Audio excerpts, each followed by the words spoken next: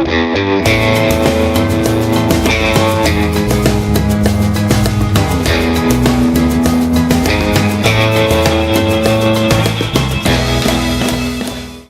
is this thing on? Hello? Hit it again. I think it's on now. Welcome to Hiker Trash Radio, where each week, Doc will drag some colorful characters out of the woods to talk trail and Type 2 fun. If you're aspiring hiker trash, or if you're just looking to understand the hiker trash in your life, look no further. So lace up those boots, gnaw on some jerky, and settle into your 20-mile pace as we fire up the podcast from somewhere deep in the backcountry. It's time to embrace the suck.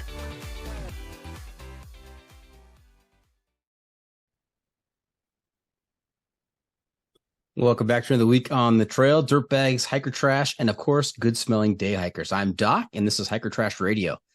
Hey, if you like what we're doing here, help us out. Take just a minute, leave us a review on Apple Podcasts. And if you don't like it, just go ahead and keep that to yourself. This week, I am very excited to be talking to our newest partner with the podcast, Lloyd Vogel, the owner of the online store for all things ultralight garage-grown gear. Welcome to Hiker Trash Radio, Lloyd. How's it going? Thanks, Doc. It's going great so far. Yeah, excited to chat with you, and thanks for the nice intro. Absolutely. Now, you've got a lot of things going at garage-grown gear lately. Tell us about some of the more recent changes going on. Yeah, there seems to be, it's like there's constantly new and different stuff coming out. And so I feel like it's always, garage grown is always a constant evolution. But yeah, this last, I guess, a month and a half ago, we moved shops. A couple of years ago when we were hanging out in my basement, moving to someone else's basement was a pretty easy move. But we moved 5 blocks from a small warehouse to a medium to large warehouse, and holy buckets, was it a venture. That feels like what is really going on, and trying to do that during the time of year where everyone is ordering a lot of gear, which is great. Moving during a busy time of thing. Yeah. If the progression is from basement to small warehouse to medium to large warehouse, that's in the right direction. You don't want to be going the other direction. Yeah, that's true. No, my basement at this point could not fit it. The commute was really great. The walking downstairs was really especially in Minnesota winter, was pretty ideal. But yeah, I would not want to do that again. Congratulations. Sounds like things are going well. Yeah, thanks. All right. Hey, Lloyd, we are very excited to be partnering with Garage Grown Gear. We really thank you for this opportunity and excited to represent Garage Grown Gear and do some cross marketing between our two organizations. Yeah, I was stoked to be able to connect. And yeah, like Garage Grown Gear is all about forming relationships with people. And a lot of our brands, like, they're just people who make stuff who like have a logo. And I feel like this little subsection of our world and of the outdoor industry is just such a wonderful place to be in. So glad to be able to connect and to make this happen. Agreed. Now, Lloyd, I know you've done a lot of hiking out there, a lot of adventures. Have you picked up a trail name along the way? I have not. No. Oh. I've only done one, I guess, official through hike, and it was of the Superior Hiking Trail. And I maybe saw 2 people. So it wasn't a particularly social event, and very much was Lloyd for the entire thing, and still am. No, trail nameless, just Lloyd.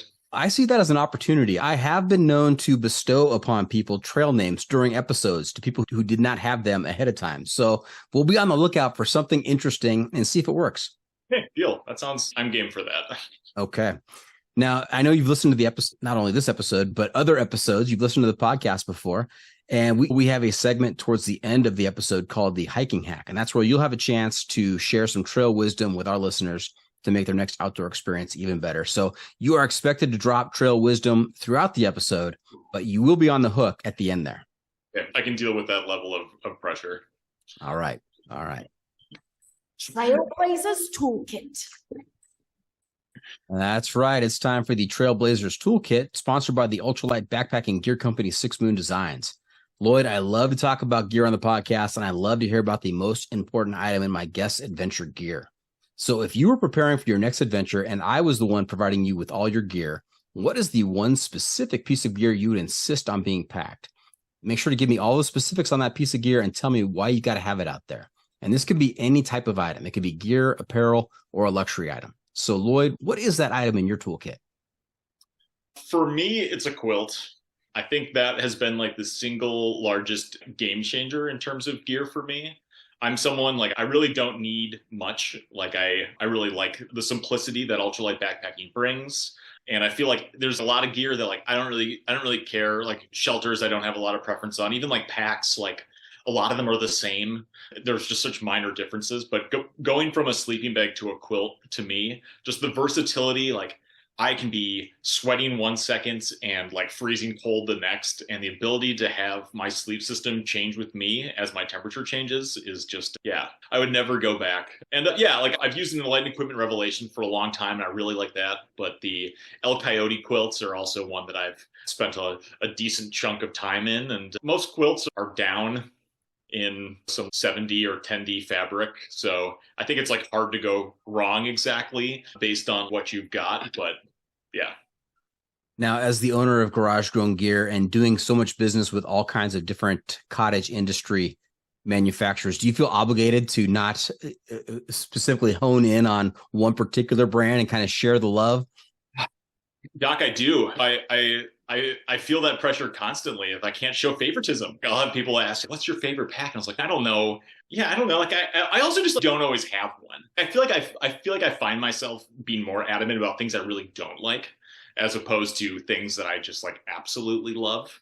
But yeah, I definitely feel a desire to not show too much favoritism because everything's got a use case, right? I think that it's just such personal preference. Duly noted. I'll try not to put you on the spot with particular manufacturers with that understanding in mind.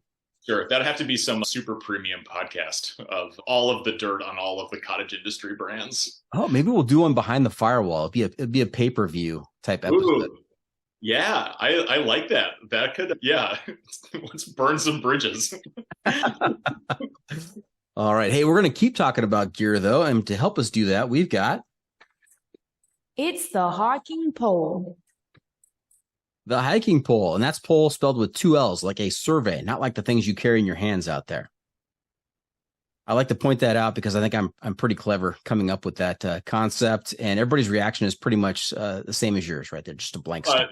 Nodding and yeah, it is clever. It is. So this is a 7-question survey that's going to help me give you a score on the sanity scale from 1 to 100, with 1 being completely insane and 100 being completely sane. Oh, great. Are you nervous? No, I'm excited. Okay, good. If I were to ask your friends and family to give you a ranking on the sanity scale, would you be south of 50 or north of 50? It depends on if 0 means that I have no sanity, or if 100 means that I have a lot of sanity. That's correct. Okay, I would say people I work with would say, yeah, I'm probably, I think I'm a pretty zany dude generally. So I'd say I'm about as sane as one gets in some areas, but I definitely don't take myself too seriously. I guess I'll say that. I frequently will, when I'm packing boxes and our team needs a little bit of a boost, I'll put a large poly mailer on my head and wear that around a bit just to be a goof. So I don't know. You gotta have fun with it. Is that your shipping director hat? That is I say I'm cooking up orders when I'm wearing my little poly mailer on my head. Now, Lloyd, what you didn't do there was give me an answer to my question. Would you be south of 50 or north of 50? I'm gonna go with just north of 50. Just north. Okay. You know what? I'll be the judge of that. Okay, good. Okay. So 7 questions. These are all hiking related. This is not rapid fire. These, I want to hear which side of this issue you fall on, but I also want some explanation because that will help me with my scoring. Because There are times where maybe you have a different opinion than I have, but through your explanation, maybe you can sway me. Okay, I love it. That makes sense. Okay. All right. First question, very easy. Trekking poles or no trekking poles out there? And I say very easy, but I am constantly amazed and surprised at some of the answers I get. Sometimes I give a choice like trekking poles or no trekking poles, and the guest will go with a third option that I just hadn't thought of before. So maybe I shouldn't preface it with, this is an easy question, but let's hear from you. Trekking poles or no trekking poles? I will not destroy your binary, and I will go with trekking poles. Yeah, honestly, I can't think of a reason not to. I'm pretty sure-footed, but I appreciate them on uphill. I appreciate them on downhill. They support my shelter. I don't want to go over dangerous terrain without it. Just like it's not that I'm particularly risk adverse, but it just feels unnecessary to not have them. And yeah, it's good it helps your knees. I don't know. Yeah, they are both essential to my kit, and I would bring them if they weren't. Yeah, it's like leveling up when you're going uphill or downhill, or if you're crossing a stream or a river with multiple points of contact. It's just like taking it to the next level. Totally. Couldn't agree more. All right. No point deduction yet. Congratulations. Okay, thank you. Okay. Question number 2. What's on your feet? Boots or trail runners? Trail runners, for sure. Yeah, I was a boots guy for a long time because I came into growing up like doing a lot of canoeing. And that was just always, yeah, you gotta bring boots. When you're portaging, you gotta have that ankle support. And then I think I just beat that into my head for a long time. And then it's like, when have I twisted my ankle ever while hiking? And trail runners, like I got into running a couple of years ago and then got into trail running, and then just like the comfort that comes with them. And yeah, maybe they're not as durable, but I don't know. The comfort, just the comfort, like it just feels better. And yeah, like I definitely would never go back to standard boots. Yeah, I think people are fooled into using hiking boots. And I'll say that with the caveat that there are hiking boots out there that are just they're awesome. They're awesome. And some people will swear by that and die by that. But it's the hiking is in the name of the item, right? So they're tricked that if I'm hiking, I have to use hiking boots. Right. Then that's not necessarily the case. And they have done studies, Lloyd, where they have taken a look at hikers who have boots and hikers who have trail runners and measured the number of injuries, and there is no appreciable difference. Interesting. Yeah. Okay. That's like bringing actual data to the conversation. Wow. Is that going to be a feature point of this trekking poll? Is that there's going to be like data infused rights and wrongs in this? Rights or wrongs exist in my mind, but based on whether or not I agree with you. And sometimes some of these questions, there's actually no right answer. There's a point deduction no matter what you answer, but there may be less points deducted if you go the right way. Yeah, I'll need to see a syllabus after this, but that sounds good. With my grading policy on it? That's exactly right. Very good. Now, I know I said I wasn't going to pin you down on manufacturers, but I think in the area of trail runners, everybody's feet are a little bit different, right? And so there is a preference based on the shape of your foot and the shape of the shoe. And so I think it's a fair question to ask if there is a shoe that you prefer based on your foot shape. Yeah, I've used Ultras, I've used Hokas. I would say I don't have strong preferences to either. I'm definitely not someone that needs a wide toe box. That isn't a feature. I feel like for some folks that is an absolute selling point. Doesn't really matter. I really like the Hokas. I think they're the Challengers. I really those. I've hiked in those a bunch. But yeah, I've got a pair of Lone Peaks, the mid shoe. I reviewed them a while back, and I liked them. They were good in between hiking boot and trail runner, and I thought that was an interesting mix between both. Yeah, I would say Hokas. I think they look ridiculous, but like they are. I really like them. Said. All right. And so does my mom. So she likes them on you, or she likes to wear them as well? She likes to wear. I think she probably likes them on me too, but she also really likes wearing them. I feel like they've definitely taken on in the like older group as well. Multi-generational. Yeah, they used to be kind of niche, right? It was a very specific person who would wear Hokas. And I think they've expanded, which is a great job by them. Their marketing has worked where they've got a broader audience now. Yeah, definitely. And I'm like 6'1" in a pair of Hokas, and I'm 5'11" in a pair of Ultras. I thought you were going to tell me you were 5'7", but you were 6'1" in a pair of Hokas. That's some serious cushion right there. Yeah, that also could be factual depending on the pair. All right. Question number 3. When it comes to your shelter system, do you prefer a tent, tarp, hammock, bivy, or hey, let's just go cowboy camping? I'm a tent guy. Yeah, I like being able to retreat into something that feels like I know it's, I don't know. I just like having some walls up when I'm going to bed. I like being able to shut out the outside world. And tents are simple. They're like super light as well. So it feels like the weight savings that one gets in other areas. It doesn't matter to me enough. I'll take the security of it. I'm definitely someone who likes to wake up early, and I like to hike late. And I like when I'm sleeping to ensure that I have a good night's sleep, or else it is hard to do that the next day. So I'm a 100% shelter guy, 100% tent guy. That is my default. Now, do you use a freestanding tent or do you use a trekking pole tent? I use a trekking pole tent. Yeah, I fluctuate. I use the Gossamer Gear, the one, a lot. I'll use a duplex occasionally. It depends on, I don't know, I arbitrarily choose between the two when I'm choosing things. But when me and my wife go backpacking, we use the Slingfin 2-light, which I really like as a 2-person tent. And but tent. I like dabbled in hammocking for a little while, and then I don't know, it was too putsy. I just didn't care enough about my setup to really like dial with it or like to tinker with it. I know that is like a hobby and like an element of gear love in and of itself, but it just didn't totally resonate with me. I just went for the easiest option. Yeah, it seems overly complicated with hammocks. There's a lot of different, I don't know, like I think it can be simple, but I think also folks can like really gamify it.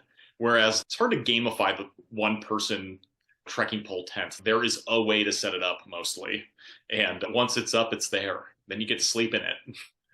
I don't need to like adjust any cords really. I don't need to worry about angles or need to find a flat spot and do it. All right. Question number 4. I already know the answer to this because you already talked about it, but I'm going to ask it anyway. Question number 4, when it comes to your sleep system, prefer a sleeping bag or a quilt? Yep, 100% quilt.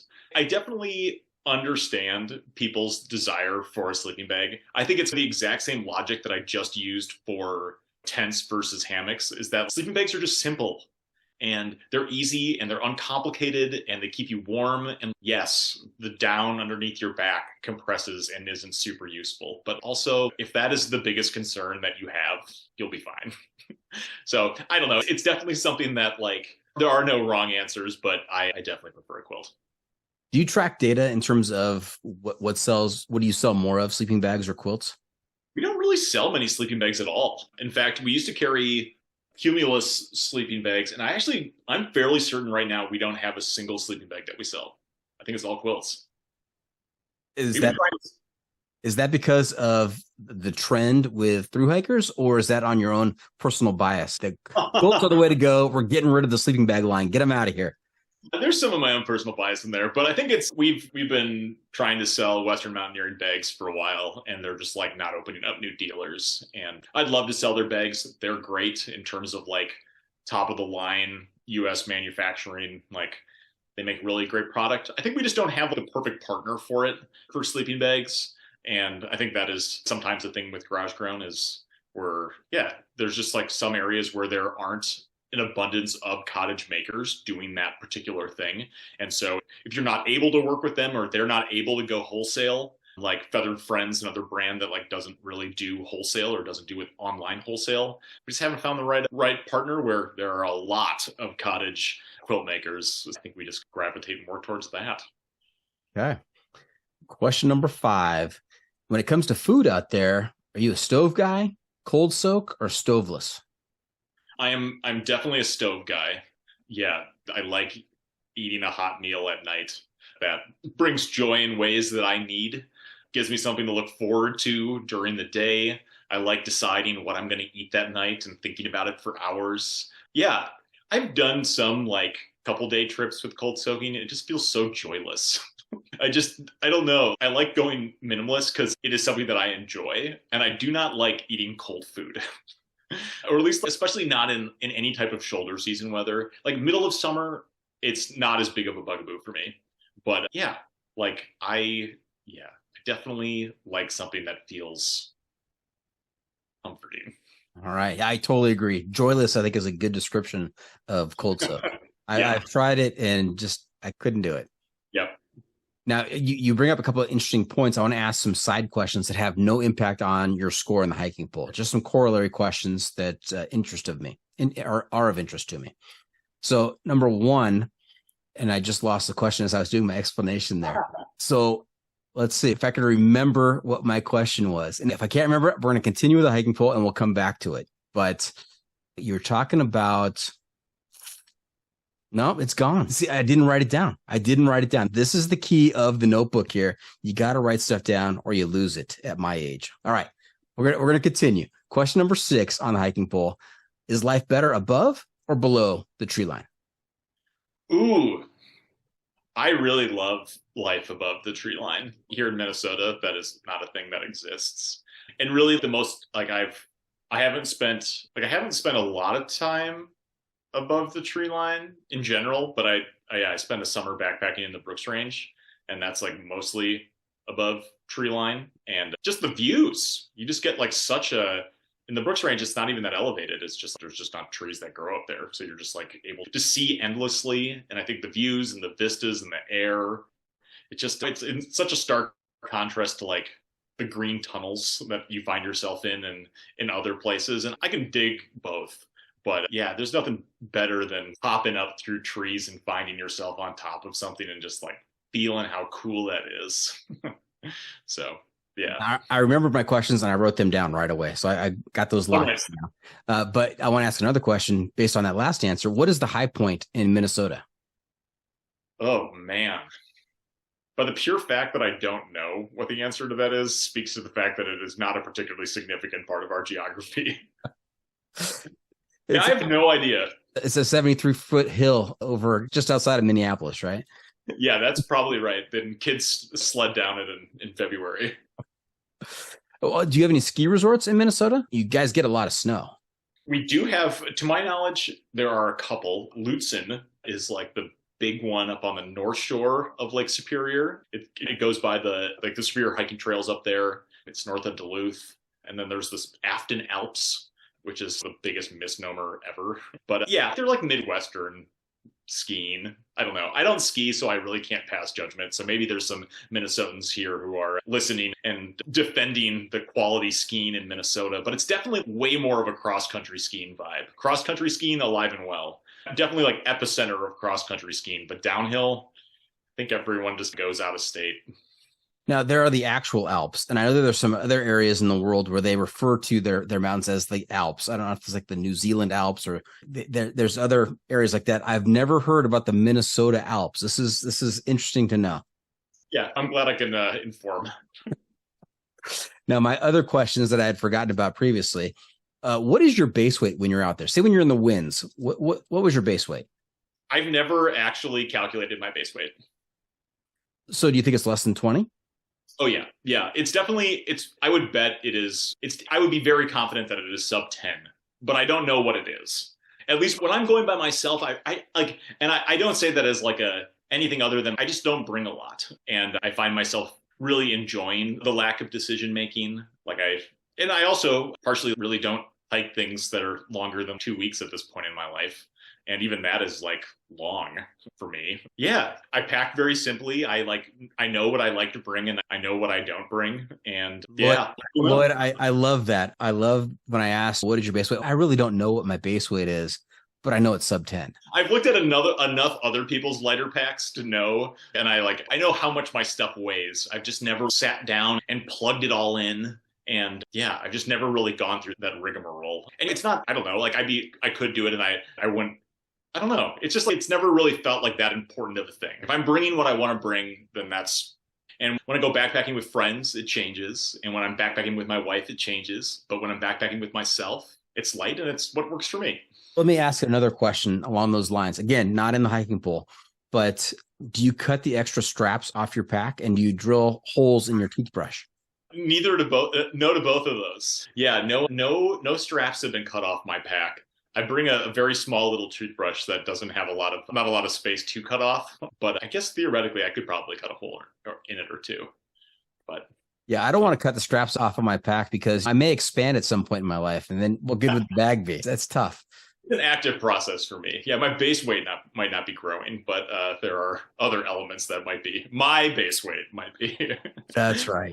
That's right. All right. Question number 7. Back to the poll. Last question. What's more important, pack weight or luxury items? Ooh, I guess I would say pack weight, partially because I don't bring a lot of luxury items. Really, yeah, I don't really bring anything that's like particularly luxury. I guess like the pillow is my luxury item as a thing that I bring. I'm pretty like ferociously pro pillow. Again, with the notion of I want a good night's sleep and a pillow helps me do that. And it feels like the lightest thing that I can bring that also brings me joy, which, yeah, like I'm not out here to hate what I'm doing. That feels like a good little compromise, but I also like to move quickly. I like to be able to cover a good amount of distance, especially because I don't have as much time as I used to be able to be outside. So I'd say, yeah, pack weight matters to me more so that I can do the things that I want to do. Yeah. All right. Hey, one of the things I also like to do during an interview is I like to be on the lookout for a trail name for the episode, right? Same kind of concept. Something funny comes up, something interesting. That might be the name of the episode. And while I haven't found a trail name for you, I might have just stumbled across the trail name for the episode. This might be Ferociously Pro Pillow with Lloyd Vogel. Ferociously Pro Pillow. Yeah, no, I'd fight someone over a pillow for sure. Yeah, at least for a couple seconds. All right. Hey, Lloyd, you're going to have to stand by. I got to do some math here. I got to take your answers, run them through the Hiker Trash radio algorithm. So let's see. I got to carry the 2. We're going to divide by root 5. Going to multiply by pi, and I'm going to make a slight adjustment for the air temperature in your mom's basement. And I come up with a score of 87. That's one of the higher scores in the hiking pole history. You and I we're simpatico on a lot of levels here. I'm honored. Yeah, 87. That's great. Yeah, you get a hat with that on it and wear it around the office. You can wear that instead of the shipping bag. I can just write 87 on the side of the shipping bag. Look at you. We're all set. You must own your own business. You've got this down pat. I'm an ideas guy. All right. Hey, before we get too far down the trail, let's back up a little bit. Let's hear about your background, where you grew up, what kinds of sports and hobbies did you play as a kid, and how did you get involved in the thru hiking cult? How did they lure you in? Yeah, I grew up in Milwaukee, Wisconsin, just off the shores of Lake Michigan. And I got my intro through paddle sports. Yeah, did a lot of canoeing. Evolved into kayaking on Lake Michigan initially. And it was just like friends and I would take out these like crappy little play boats that were not meant for anything. And we would just go out on days when there was a lot of waves and we had no idea what we were doing and just get wrecked in, like mildly not great conditions in Lake Michigan. But it was super fun. And it definitely like mixed some teenage adventurous spirit with water. And I played lacrosse growing up. But I also played chess and I played ultimate frisbee in college and then in grad school. It's like that notion of being active has always been something that has been definitely something that has always been a part of me that I've really enjoyed and need to stay connected to. But I think my kind of real grounding in the outdoors came from a YMCA camp that I went to in high school. I did a 2-week canoeing trip in the Quetico in Southern Ontario. And then, I guess I did that same trip 2 summers in a row. And then I graduated from high school and then started working at this camp. And it was just a really great experience. My professional background was in education, similar to you, but I thought I wanted to teach. I did teach for a little while, but I spent my summers in college and then afterwards, just guiding trips with mostly high schoolers, initially right around the northern Wisconsin and some of the lake systems up there, but then in the Boundary Waters and the Apostle Islands, like Huron, and then eventually up in a couple of spots in Alaska. So it was just a really great opportunity to work with kids in a really neat environment for extended periods of time, and also just an awesome opportunity to go to places that I would have never been able to afford to go to at that time. And I literally got into backpacking because at this camp I led all of the kayaking trips that you could lead. I worked at this camp for a decade. It was definitely one of those. It's just hard to you're I can go lead a 6-week trip in Alaska. Why would I not want to do that? So I just kept going back for a long time, but I led all of the kayaking trips and then was maybe I'll give backpacking a try. And that was an immediate hit for me. And on the non-professional personal side, I found that it was way easier to convince people to go backpacking with me than it was to go kayaking. And that just the barrier to entry for backpacking was just so much less than the very gear intensive, very skill intensive. Not that backpacking doesn't have some hard skills to it, but kayaking is very hard skill dependent. And if you find yourself in conditions that are not good and you don't know what you're doing, that's going to be a very bad day.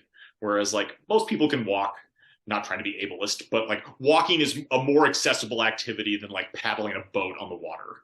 And so, I just found it easier to do casual backpacking trips and started doing in my summers, after working at this camp, trying to spend a couple of weeks backpacking wherever I could, if that's Banff, the Teton Crest Trail, spent some time on the John Muir Trail, like a ton of time on the Spear Hiking Trail, like way too much time on the Spear Hiking Trail for being on the Spear Hiking Trail. I have a love-hate relationship with the Spear Hiking Trail.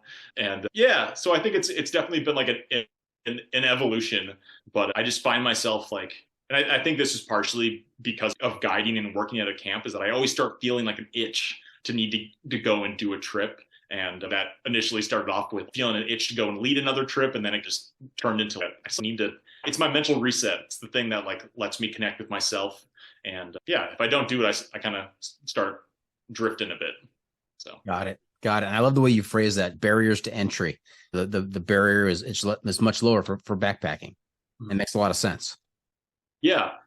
I think I really realized that after I started backpacking, because yeah, my wife is like a very like active person, and I have a lot of friends who like backpacking, but they like aren't like super into the same elements of backpacking that I am, but we can still go and hike for 2 days on the Ice Age Trail and have a great time. And it doesn't matter how many miles we're hiking or what we're doing or what we're packing. It's just like enjoyable. And I love being able to share that experience and that joy with others. Yeah, it's one of those activities where there is a very entry level type spectrum to it, but then there's also the extreme. You got people who are doing the calendar year Triple Crown, right? They're taking this whole backpacking thing and exponentially just making it as hard as they possibly can. Where it could be a very easy activity, or it could be as tough as you want to make it. Totally. And that there's not a right or a wrong. Like it's, and I feel that so much about ultralight. And that's like something that we talk about a lot with Garage Ground, is like trying not to have ultralight be this incredibly like exclusive, this is how you should do things type of mentality. Because for me, it really is just like if it works for you and this better enhances your ability to experience the outdoors, like that's what you should do. There is no perfect base weight. There is no perfect mileage. It's all what you are trying to get out of this experience. And I can't experience nature better than you can. You can't experience nature better than I can. There is no barometer for this stuff. As long as one is out there doing something that feels enjoyable and you have gear that enables you to do that in ways that you feel good about, great. Yeah, and no matter how many words we use to describe it, we could talk about this all day if we wanted. It really boils down to those 3 words. 4 words, hike your own hike. Yeah. Right. Totally. That's where it comes from. That's what it's about. Yeah, for sure. All right. Hey, we're going to take a quick break. We're going to hear from the advertisers, pay some bills. And when we get back, we're going to talk about the Garage Grown Gear story, as well as some adventures you've had out there in the backcountry. So stay tuned for that. We'll be right back. All right. Segment 1 done. Great. Easy peasy. Yeah. You're easy to chat with. Good questions. Good. I'm glad to hear that. All right. So this next segment, we'll do 30 minutes talking about the Garage Grown Gear story, as well as some maybe type 2 fun or stories from your other adventures. And then after 30 minutes, then I will move us into the closing segments of the episode. And that'll take about 10 minutes or so. That sounds great. All right. Need to take a break? No. We're all good? Yeah, all good. Okay. You might have already understood this, but I can talk a lot. And welcome back. We are talking to Lloyd Vogel, owner, creator, chief executive officer of Garage Grown Gear, who currently doesn't have a trail name. We're on the lookout for a trail name for Lloyd during this episode. We'll see if we can find anything. So let's hear about the Garage Grown Gear story. We just talked a bit about all the camps you did and leading kids on different expeditions, different trips. How does your career go from working in camps to Garage Grown Gear? Yeah, I feel like I've always like vaguely known that I wanted to work with people, and I know that's a general thing, but I thought initially I worked as a paraprofessional for a while. I was in grad school and guiding trips. I really loved that. And so I went to grad school pretty quickly after finishing undergrad. And I did that in developmental disabilities and in special ed. And so I finished that and taught for a couple of years at a high school in St. Paul. And I mostly enjoyed it, but it definitely was like I was around educators, and maybe you fall into this camp of, I had coworkers that I could just see how being at work filled their cup. That was like their thing, that like when they walked into school, it was like, it was their time. Like it was their show. This was their deal. Like they lived and breathed for the energy of a school. And for me, I think I was actually a pretty good teacher, but I did not have that reaction. It was anxiety producing. It was stressful. It was situations that I couldn't control, with personalities that were hard. And I went into education and went into teaching, focused on students with autism, and ended up doing a pretty wide range of student behaviors. And just got a little burnt out on it. And after a couple of years, I started looking around and being like, this isn't going to be my thing.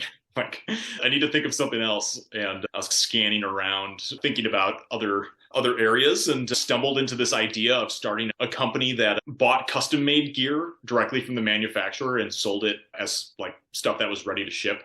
So like we worked with like companies like Luke's Ultralight from a long time ago, or like ThruPack or Superior Wilderness Designs when they were first starting up. Like they'd make us a batch of 10 packs, and that was the concept. And so I started this company called Big Outdoors that was a nothing of a nothing. It was just like, I just built some website on Squarespace and blew all of the money that I had and went in debt.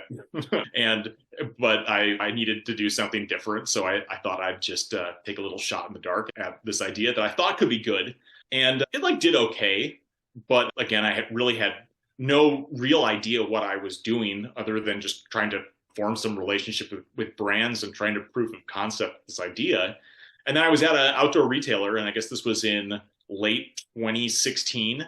And I met up with someone who worked at Garage Grown Gear, because I'm muddling the story a little bit, but Garage Grown Gear existed before me.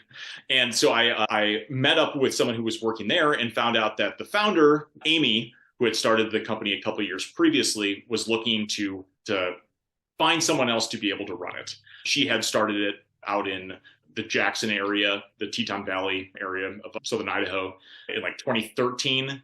And she had just had a kid and had done the startup thing for a number of years, and was like just not in a space where she wanted to keep doing it, because it's exhausting.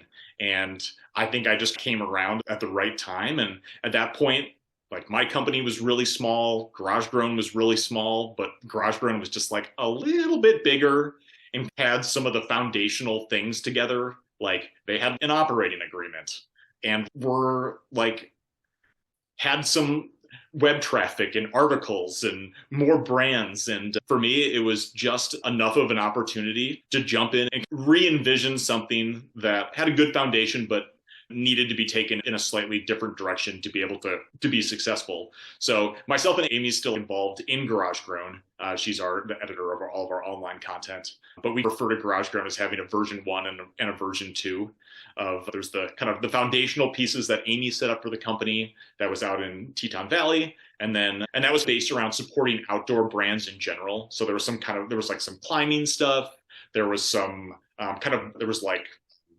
stuff for yoga, but there was also some ultralight stuff. And then when I moved it from Wyoming or from Idaho to Minnesota, really just took it as a hard pivot towards the stuff that I was really passionate about, which was just ultralight gear. For the last 6 years, that's what we've been doing, is just really like honing in on this very particular part of the industry that like really is of interest to me, and just all of the little brands and makers and shakers that exist in this space. And just trying to make it be the best little platform that this little platform could ever be. Maybe your trail name should be 2.0. 2.0. There we go. Garage Grown Gear 2.0. Yeah. 2.0 for short. Yeah. Oh, that's funny. Now, tell us about what now can be found through Garage Grown Gear. People log in, they go to your website. What can they find there?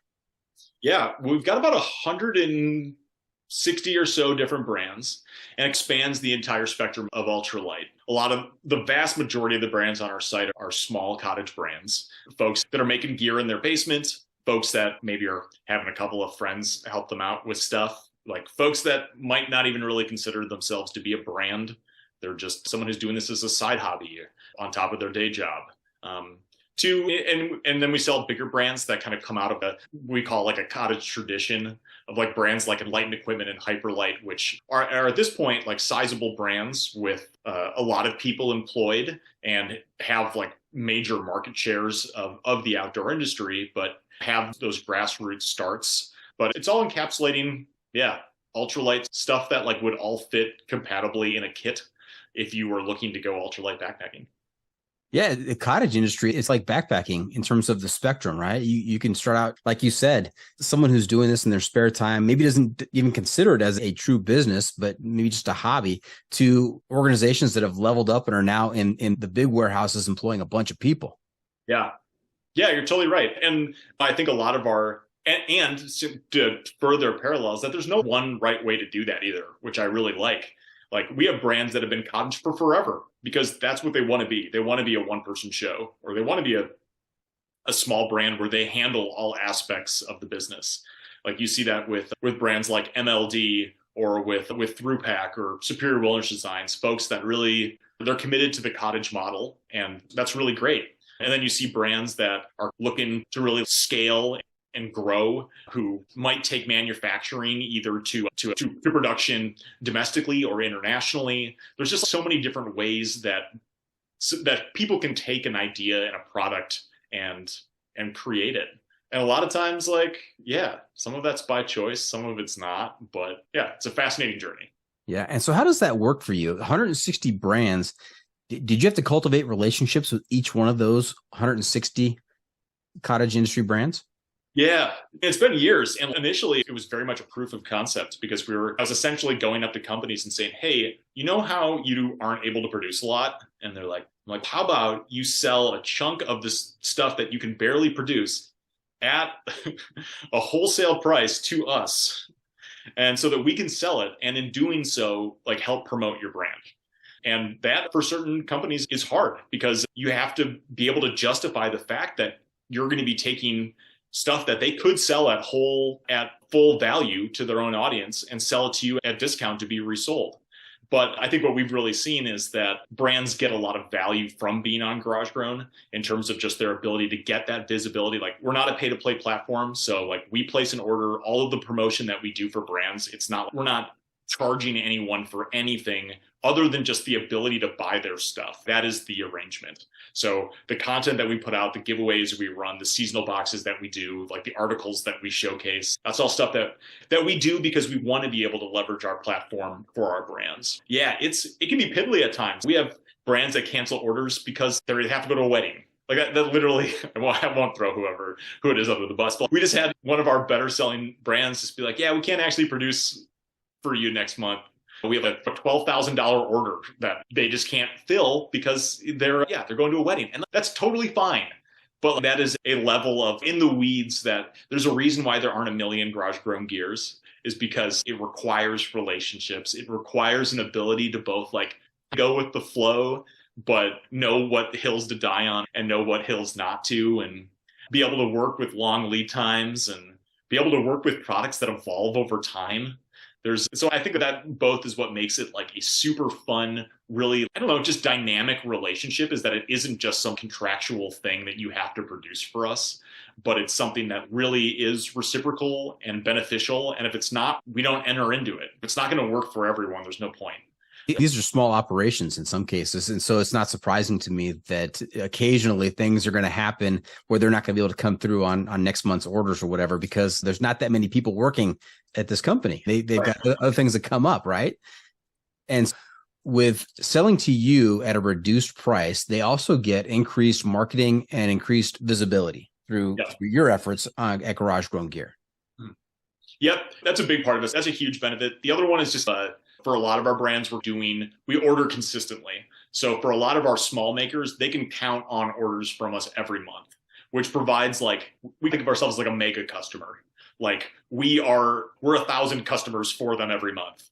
All they have to do is just make us those things, and they send it in one box. They don't have a million different they don't have 1,000 customers that they need to do 1,000 customer service questions for, or they don't have to pack 1,000 individual packages. They put it all in one box, send it to us, and they can count on They can plan out their amount of fabric that they need to be able to buy. Like they can schedule out their timing for how they're going to be able to accommodate it. It can provide a bit of a backbone for our brands, and just knowing that whatever their own sales are, like they're going to get something from us. And so it's just that consistent, like marketing of just someone who's consistently trying to do good work for you.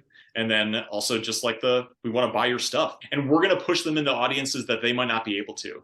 If you're doing this part-time, you're probably not running ads, working with influencers, creating newsletters, publishing to social. Those are all kind of things that you just, get to exist in the ecosystem and is good. Right. And how is business going at Garage Grown Gear? It's good. Yeah. I think there was like a big boom during COVID that was just like the outdoor industry just exploded. And I think some companies have gotten, I think, hit by the slight shrinking of that. And I think it's more just like a resetting to the norm, or back to what growth would have been if COVID didn't happen. But for us, I think like the ultralight industry is a space that is growing, I think, more rapidly. I don't really have any numbers to back this up, but it feels like a space that is growing and expanding at rates that are higher than other parts of the industry. And I think like there is a buzz around cottage brands that is something that is like contagious and that's hitting at the right time. I think we've definitely benefited from being at the right place at the right time. And I think also being a part of having that conversation and helping cottage brands become something that is more in the public eye. But it's hard to know exactly what the relationship between those two things are. But we're definitely still growing at a rate that at times it shocks me. We definitely have people who think that we're tiny and we're not. And we definitely have people who think that we're huge and we're not.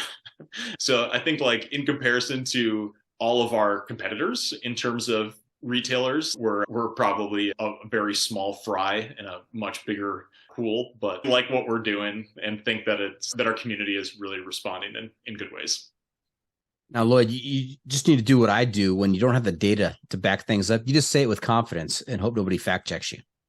Yeah. Just go. Things are great. It's growing. There you go. Now, how big is Garage Grown Gear? How many employees do you have? I think we have about a dozen employees right now. Yeah, mostly we've just been hiring a lot of part-time folks for picking and packing recently. And everyone at Garage Grown does picking and packing. It's like the foundational backbone of who we are. Like at any point in the day, I'm around the packing table I'm sure there are people listening who have gotten handwritten notes from me.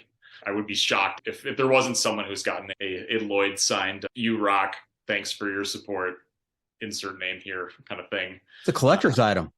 Yeah. Put that in a picture frame. Put it on your wall. But I think we are at this point where we're trying to figure out how to grow up as a company. Like we're a collection of people that no one really they're people who have grown up through Garage Grown. I don't have any background in business. Most of the people who work at Garage Grown don't have some foundational education in what they're doing. I think it's just a lot of outdoorsy folks who like Garage Grown and are willing to learn and be flexible and be dynamic and who are intelligent. And I think largely that's kind of part of the joy of it, is that we are making it up as we go. And that can be like challenging and annoying at times, but it makes Garage Grown feel like it's a very like alive organism. And I think our customers, this is just me projecting, but I feel like our customers can feel that too, of that we are a platform that's fairly personable. Because, we're just like, I don't know, just like trying our best to do our best. And sometimes we mess up and sometimes we don't, but we're like always trying to do the right thing and trying to do the best by our brands and our community. Now, you don't require your employees to have a college degree in pigging and packing? We tried that, but it was really hard to get qualified candidates. And as a follow-up question, what is pigging and packing? I understand packing, but what is pigging? Yeah, picking is the process. Typically, at least for us, one person collects all the stuff and then they put it down with the packing list in front of another person. And then that person will check the order to make sure that everything's right. And then they will put it in the box or in the poly mailer, pack it up, and then hand it to the person who weighs stuff. Lloyd, you said picking. I heard pigging, P-I-G-I-N-G. Is that, am I hearing it wrong or? You did hear it wrong, but that'd be way cooler. Pigging and packing sounds cooler. I thought there was some hidden industry secret that I wasn't aware of. Everybody's got to be really well versed in pigging. Come on, guys. We need to pick up our pigging skills. We do have some, we have a lot of like random jargon and lingos. And one of our favorite ones is we mess up orders every once in a while, or we'll get to the bottom of inventory and then like someone will order that thing and it's just clear, oh, we can't ship that because we don't have it. And we call them kerfs as a kerfuffle, but like people will just be yelling, we got a kerf around the office. And there's a lot of other like random stuff. That's fun, but no pigging to this point. I want you to work pigging into the vernacular there at Garage Grown Gear in honor of Doc. Deal. I can do that. Okay. Now, do you have any remote workers? And I'm thinking selfishly, when I retire, can I get a remote position? Because I don't live in Minnesota with Garage Grown Gear. Yeah, we don't currently. Yeah, Amy works remotely in Idaho. And we have like writers. All of our writers are remote. And yeah, but I guess that's about it. Our content side of things is remote. Like we probably have a network of 15 to 20 writers, and none of them are I don't think any of them are Minnesota based. And those are all in Amy's side of the world. But yeah, all of our customer service, all of our marketing, everything is solidly in Minnesota in our shop there. Yeah, I could be your complaint department. Just forward them to me, and I could say, "Hey, look, there was a kerf. We apologize. Yeah. We'll get it straightened out. Don't worry about it." Yeah, I know I'd have some customer service reps who'd be happy to send some folks your way. Also, on the content side of things, I can tell you, I was an English teacher, so I know my way around it may not sound like I know my way around the spoken word, but the written word I am really good at. You're certainly excellent at the former, so I imagine your skills at the latter are also good. When you hang it up, in order to reach me. Fantastic. All right. Hey, what's next for Garage Grown Gear? See anything big on the horizon? I know you just went through a big move. Any short-term or long-term goals in the future for Garage Grown Gear? Yeah, we definitely talk about this a lot. And I think we're at a stage of a company where, not to be the most boring person in the entire world, but like just consistency and structures are really what we need. And we've grown quickly, and we have, I don't know, just like we need to just standardize how we do things. And a lot of our internal systems are like really getting into good spaces. But as boring as it sounds, like we just need that. And honestly, we just need to continue to push our platform into new and different spaces. I think within the ultralight community, like we've, I think, carved out an area where we have good name recognition and people trust us and like us and visit us and find value in what we do. And we want more people to be able to know about Garage Grown and through proximity know about the brands that we carry. Our brands do better when we do better. And that means that we need to keep growing in the ways that we are and showcase our platform in, just new and different spaces, new and different eyeballs. And I think by that in and of itself will be successful, because I don't really know what like the ceiling is on the ultralight industry. I know we haven't found it yet, but I love the concept of minimalist backpacking, and I love the simplicity that comes with that. And if gear makes that easier for folks, then I want more people to be familiar with that concept. Well, that's awesome. Thank you for what you're doing in the space. And I think structure and consistency, while it may seem a little beige, I think it's very important in your neck of the woods. So keep doing what you're doing. Thanks, Doc. Appreciate it. All right. Hey, now with gear, I think it's a good segue. Tell us about some of your adventures that you've taken. And I know you say you haven't done the PCT or the AT, anything like that, but you did do the Superior hiking trail, and you have that love-hate relationship with it. I know that you've spent some time in the winds. Tell us about some of those adventures, and if there are any highlights, particularly where you find yourself in situations you're like, what in the world am I doing here? How am I going to get out of this situation? Yeah, definitely found myself in a couple of those. Yeah, there's just so much. I'm like constantly amazed by how many wonderful places there are to be able to travel. Even in the Midwest, I teased the love-hate relationship with the Superior hiking trail, and it's a trail I love. It's just a trail I spent a lot of time on. And it's a little bit of a misnomer, and I complain about this frequently, but it's not actually along Lake Superior, really. It's trail, highway, lake. Like, there's a 1 mile stretch. I think it's a 1 mile stretch called the Lake Walk, which is actually, you're just walking along the beach on Lake Superior. And that's the only time when you're actually on Lake Superior.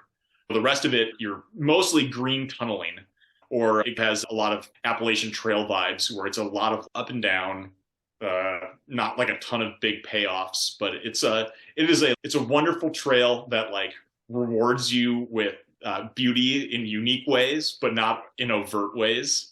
And because of that, I think it's a trail that you can beat yourself up on real hard.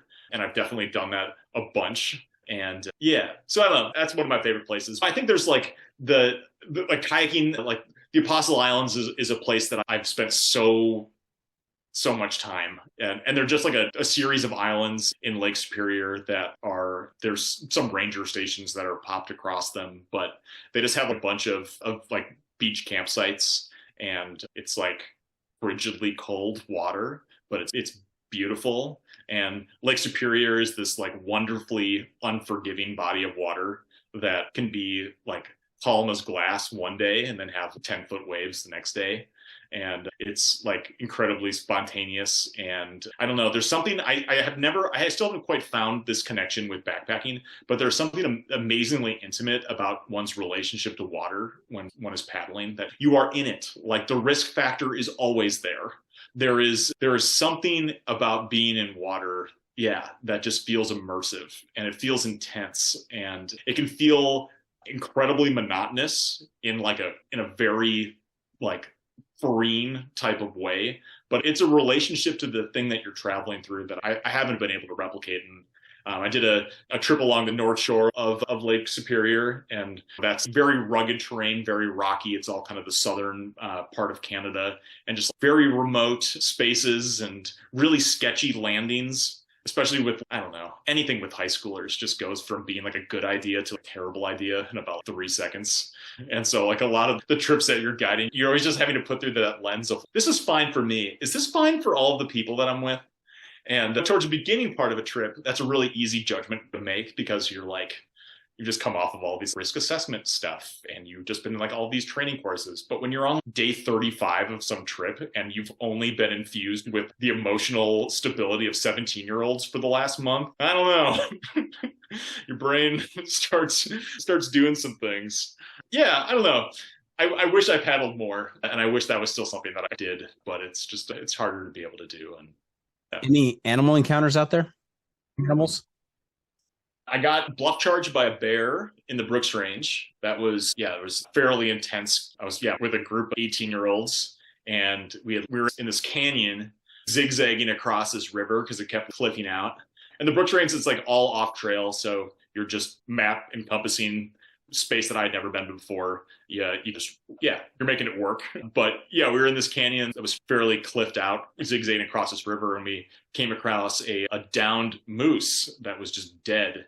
And that was like not a typical thing to encounter. And my initial thought didn't go to bear, because at least my understanding at the time was that bears like typically don't bring down moose. It would be more likely to be a wolf or something else. But we were already doing bear calls. You're pretty much like always doing bear calls when you're in the Brooks Range, because there's a lot of bears, and yeah, again, teenagers, liability. But we took probably 10 feet steps further, and we saw 2 little cubs running back and forth like on the riverbed, and they were probably like 20 feet away. And then suddenly this like big mama grizzly pops up like probably 30 feet away, and all of us were like, whoa.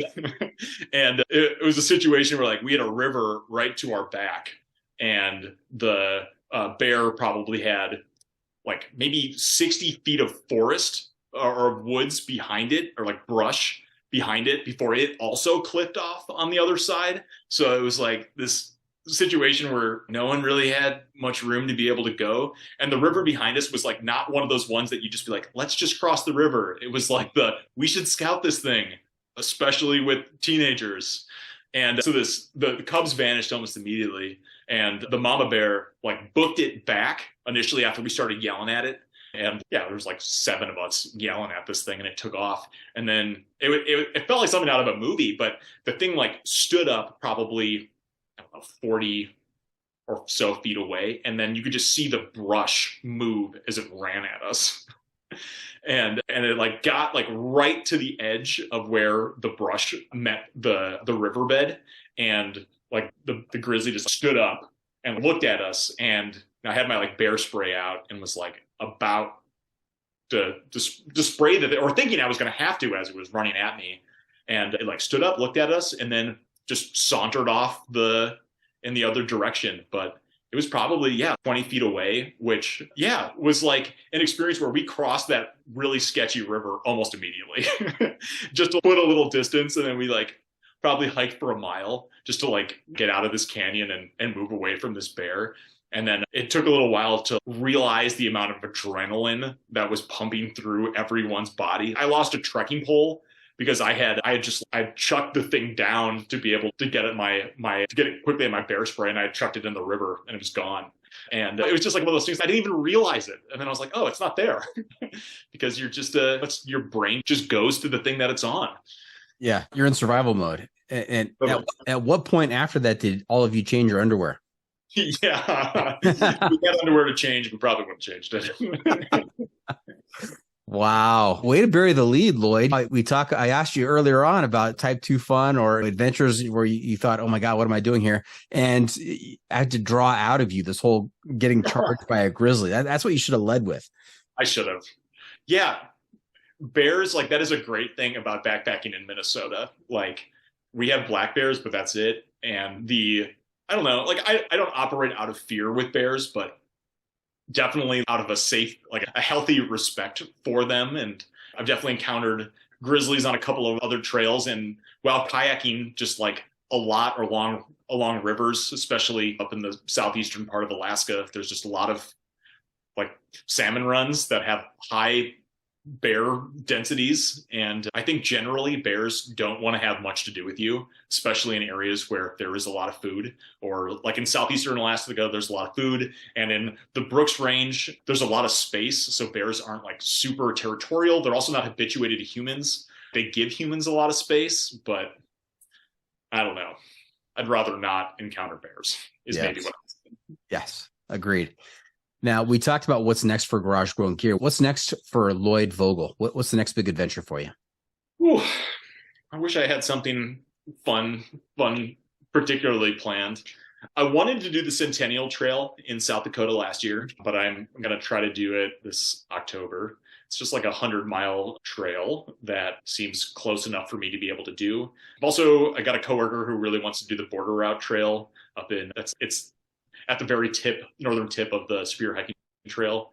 I think those are two on my list for this year of trips, but I've never done more emailing in my entire life than through running Garage Grown Gear. And the amount of trips that I actually go on now are things that I feel like I have to be super deliberate about planning or it doesn't happen. So I'm fingers crossed that both of those trips will happen this year. Best of luck on those. Hey, Lloyd, you know where we are right now? Towards the end of our interview. Hiking hacks. It is time for hiking hacks, that part of the episode where you get to share some trail wisdom with our listeners to make their next outdoor experience even better. What do you have for us? I was trying to think about this because I feel like I should have lots of good nuggets of wisdom for people. And I feel like the one that was the most revolutionary for me recently is lame, but I'm going to roll with it. I traditionally use a single walled tent.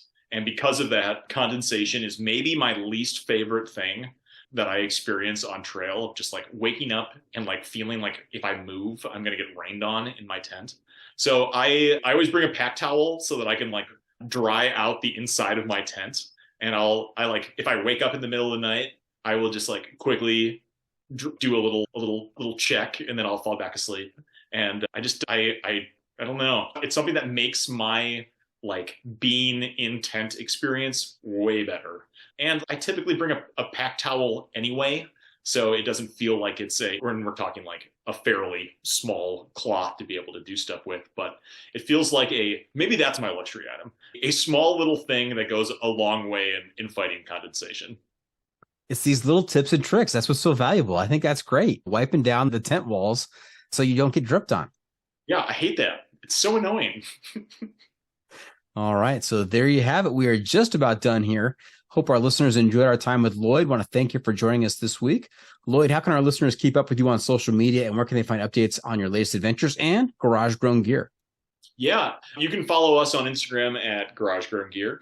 And probably our newsletter is the best way to stay up to date on new brands, new articles, new happenings with Garage Grown. And yeah, if you sign up for the newsletter, you get a 10% off discount code for your first order too. So newsletter is kind of the space to be in terms of staying up to date with what we're doing.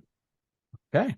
Remember to check out the pod on social media as well. We are on Facebook, YouTube, Instagram, Twitter, and TikTok.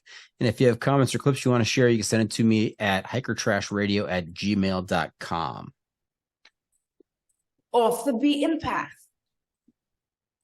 Now, Lloyd, unfortunately, we can't always be on the trail. And when we're not, we need to find a way to get our adventure fix. So I'm going to ask you to share some outdoor adventure media with our listeners to help them get by. This could be a book or a movie or a documentary. We call this segment Off the Beaten Path. What do you have for us? Outdoor media. Yeah, I am a big proponent of reading on trail, especially like I don't do it as much when I'm just by myself, but I love like reading out loud when I'm backpacking with folks or in groups. And I've had a couple of books that really stood out to me as ones that, I don't know, just spark interest. One is Jonathan Livingston Seagull is a book that I've always found to be like a kind of like a good read in the wilderness of making one think about what one's doing. The Alchemist is another book that I have really found deep meaning from on trail. And then the C.S. Lewis's The Voyage of the Dawn Treader, I don't remember. But Treader. I think it's Treader. Yeah. That book is one that I feel like you don't need to read, read all of C.S. Lewis, whatever. But if you're going to read one of the books in the Chronicles of Narnia, that one to me is always, it's what's better than an adventurous mouse who sails around to different mysterious islands. And I think all of us, while backpacking, are searching for some form of discovery or exploration, either within ourselves or within the places we travel. And that book I probably read that book 100 times and find a lot of inspiration from it. You went deep with those first two items, Jonathan Livingston Seagull and The Alchemist. You're dealing with some like meaning of life type deals. I feel like those are the right places we go into nature to find deeper connection. And sometimes I don't want to read anything because I just want my brain to be in the space. But yeah, I think especially while with others, it feels like a neat way to have a kind of like a common conversation while one is outside. Well done, sir. Well done. What have we not asked you? And we covered a lot of ground tonight, but before we wrap things up, just one more segment for you called What Have I Not Asked You That You're Dying to Tell Us About? What do we miss? Ooh, what am I dying to tell you about? It's a great question. I feel like, I don't know, I feel like people are always asking me, what's the new thing in ultralight backpacking? And maybe the thing that I want to say about that is, I don't know. That's the fun of it.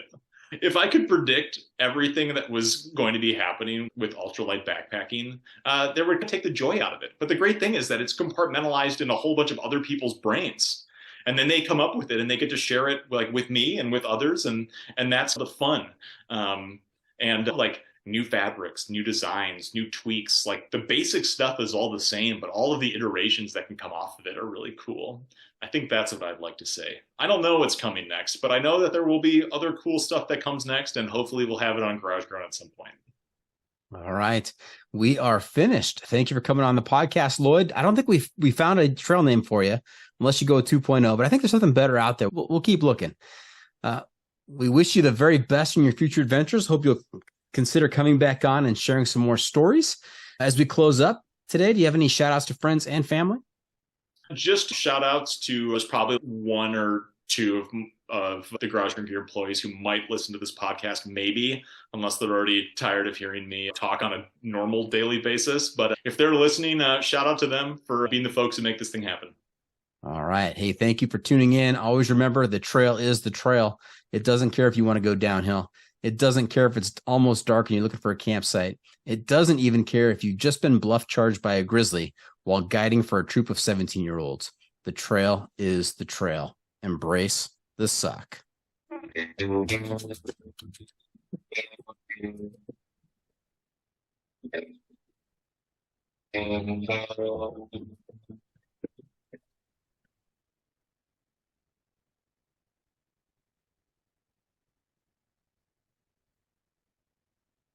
Bye.